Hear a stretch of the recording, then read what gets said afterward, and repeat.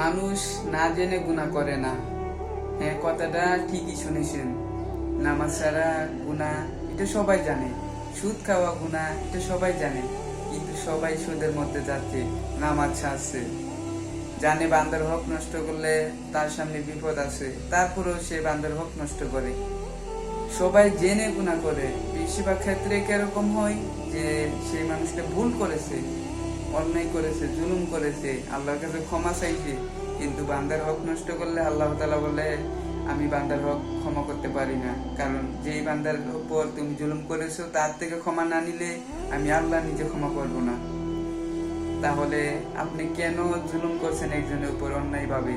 আপনি যদি কাউকে এই আঙ্গুলের গাইড থেকে এই পুঞ্জুতি যদি কাউকে ঠকায় থাকেন, তাহলে আপনি অবশ্যই অবশ্যই সামনে এই গাইড থেকে এতটুকু ঠকবেন, কোনো মাপ নাই। আল্লাহ তাআলা বলেছেন কুল্লু নাফসিন যায়িকাতুল মাউত, সবাইকে মৃত্যু স্বাদ গ্রহণ করতে হবে, সবাইকে মৃত্যুবরণ করতে হবে, সেই মৃত্যু থেকে কেউ পানা পাবে না।